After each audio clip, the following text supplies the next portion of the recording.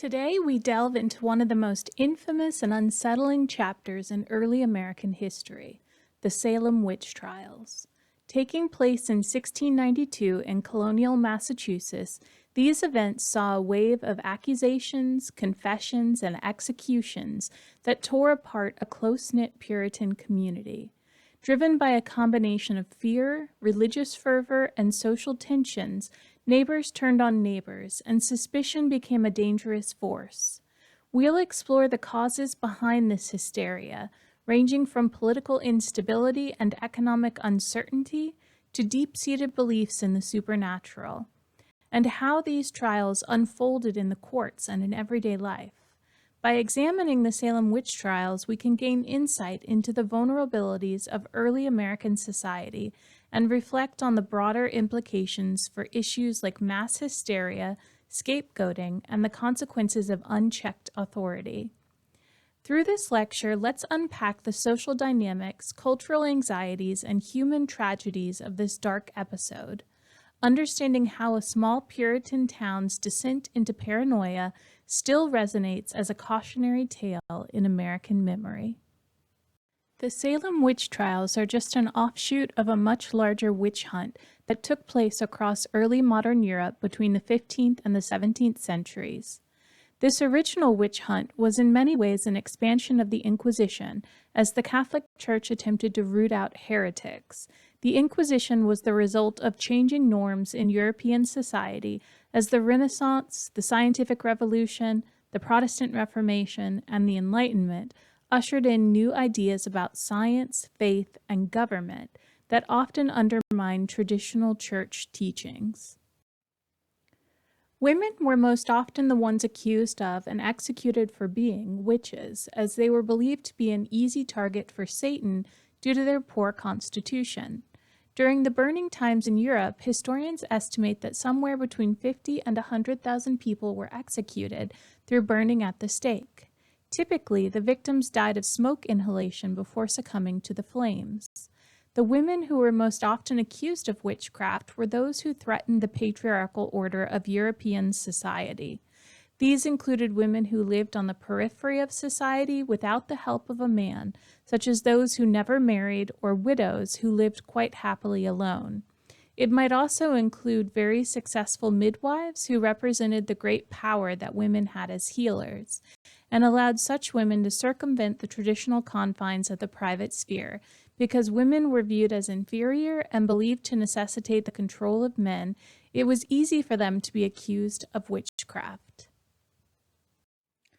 As a modern student of history, you might be wondering how in the world could people seriously believe in witches? However, the people of both Europe and America were heavily influenced by Christian ideology, and there are many, 62 to be precise, biblical passages that discuss the inherent dangers and evils of witches, witchcraft, and sorcery. It's important to keep in mind, though, that Christianity in the ancient and early modern world was practiced differently than it is today. Many people believed as equally in the words of the Bible and their ministers on Sundays as they did in magical trinkets, amulets, superstitious practices, etc. The ideas of witches would have seemed entirely normal to people who were steeped in such myths from birth. Many ministers preached sermons on the close bond between bestiality and witchcraft, and women were believed to manifest evil inclinations by bonding with the devil and becoming witches. Witches were believed to have familiars or familiar spirits who assisted them in their practice of magic. Often these were believed to be animals, so when an inquisitor searched a woman for signs of witchcraft, they might look for a teat, used to feed their animal familiar. In addition to the role of women with animals, it was believed that men could serve Satan by blurring the division between human and beast.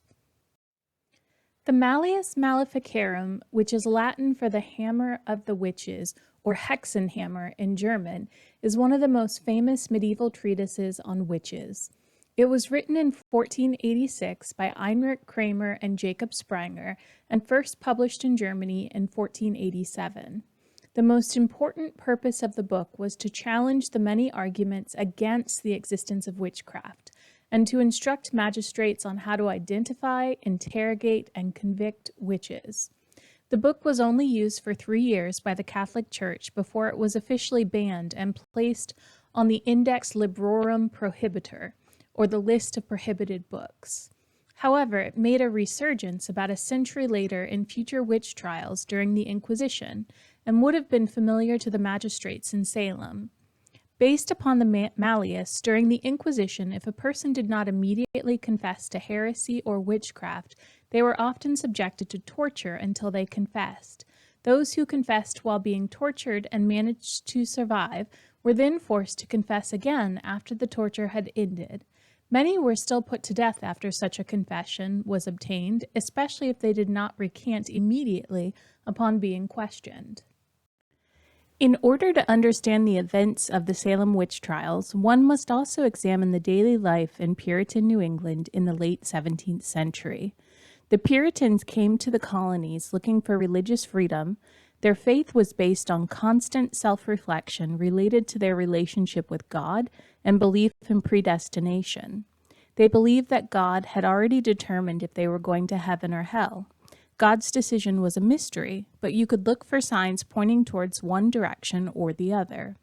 Earth was a scene of cosmic struggle between God and Satan. Puritan New Englanders accepted the devil's presence in the physical world and believed he could convince victims to sign his book or covenant and enlist sinners in his war against God. Puritans believed everything could be explained by this supernatural struggle. Contrary to what popular culture would have us believe, a witch was not a green-faced, warty woman riding around on a broom casting spells. In Puritan New England, the definition of a witch was a person who signed the devil's book in blood, giving the devil permission to use their form to do the devil's work and win souls for him. Therefore, a witch could be either a man or a woman, though women were most often accused, young or old, married or unmarried.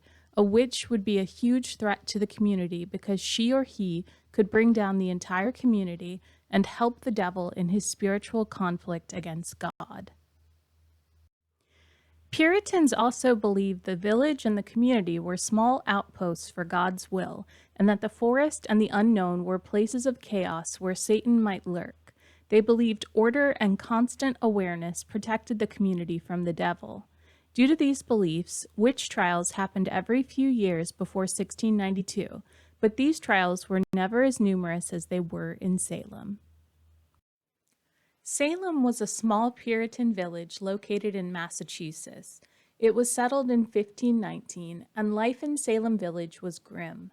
The winters were cold and forbidding, and good weather brought on the need for hard work. Like any group of people living closely together, the Puritans had their haves and have-nots, and disputes over land ownership were frequent. The possibility of an outbreak of the deadly disease smallpox was a constant concern. Some of the villagers were also at odds with their spiritual leader, the Reverend Samuel Parris, who was demanding a raise. Attacks by natives had become common among the towns of Massachusetts in the preceding years, and this danger also played upon the villagers' minds. And finally, and perhaps most foreboding of all, this was not the first time the specter of witchcraft had raised its head in Salem village. It was just 4 years before this that Goody Glover was accused of witchcraft and hanged. The Puritans of New England scoured their souls and those of their neighbors for even the faintest of stains.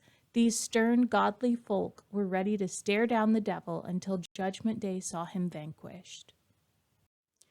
But while the good people of Salem had their eyes on eternity, the lion walked softly among them.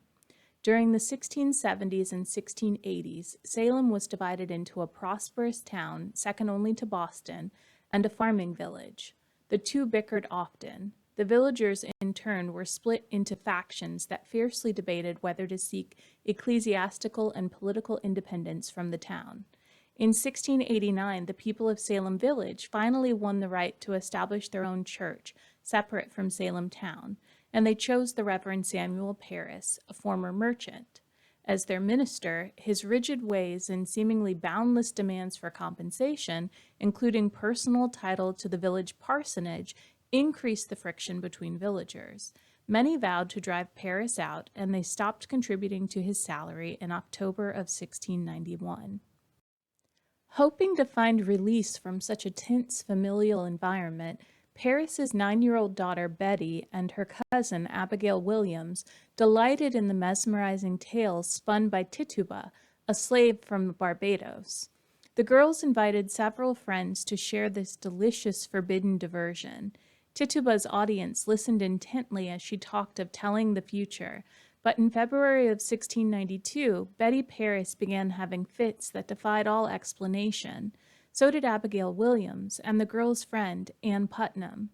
Doctors and ministers watched in horror as the girls contorted themselves, cowered under chairs, and shouted nonsense. The girls' agonies could not possibly be faked, declared the Reverend Cotton Mather, one of the brightest stars in the Massachusetts firmament. Lacking a natural explanation, the Puritans turned to the supernatural. The girls must have been bewitched. Prodded by Reverend Paris and others, the girls named their tormentors, a disheveled beggar named Sarah Good, the elderly Sarah Osborne, and Tituba herself. Each woman was something of a misfit. Osborne claimed innocence. Good did likewise, but fingered Osborne as guilty of witchcraft. And Tituba's recollection, refreshed by Reverend Paris's lash, confessed. And then some of the devil came to me and bid me to serve him, Tituba reported in March of 1692. Villagers sat spellbound as she spoke of black dogs, red cats, yellow birds, and a white-haired man who bade her to sign the devil's book. There were several undiscovered witches, she said, and they yearned to destroy the Puritans. Women such as Tituba, who confessed to witchcraft, would escape execution and remain in jail until the trial's end. People imprisoned also had to pay their costs for imprisonment before they were released. Tituba would later recant her confession, claiming that Paris had beaten her until she admitted to being a witch. Finding witches became a crusade not only for Salem but for all of Massachusetts. Before long, the crusade turned into a compulsion, and the witch hunters ultimately proved far more deadly than their prey. Accused witches were questioned for multiple hours without lawyers, and typically the accusers were neighbors who had personal disagreements or younger teenage girls who claimed that the accused witch was pinching or biting them, even as they sat across the courtroom. Evidence such as pinching or torturing from across the room was called spectral evidence because of the spiritual and intangible nature of it. Many lawyers in surrounding communities such as Boston criticized the use of spectral evidence and questioned the convictions it produced. Some cases were dropped due to a lack of evidence, but frequently the accused would confess and go to jail or continue denying until the case went to trial by jury. Confessed witches were jailed and never executed, but they were pressured to reveal the names of other witches. As confessed witches became accusers themselves, the trials and accusations rapidly increased by May of 1692. These trials spread to neighboring towns such as Topsfield and Andover by October. When the colonial governor stopped the trials, nearly 200 people had been accused, roughly 75 of them women. Based on the fear of execution or as a confession of perceived sinful thoughts or actions, 55 people confessed at the accusation state, which helped them to avoid a trial. 4 confessors and 1 infant born in prison died in jail of natural causes, and the other confessors were released shortly after the trials ended. Accused witches would continue to deny that they were witches, eventually went to a jury trial. The court of Oyer and Terminer was temporarily created for these trials. 19 deniers were convicted, including Rebecca Nurse, after the jury initially found her not guilty, but the judge told them to reconsider. George Burroughs, a former church minister for the town, was convicted despite perfectly reciting the Lord's Prayer, which was believed to be impossible for a witch to do.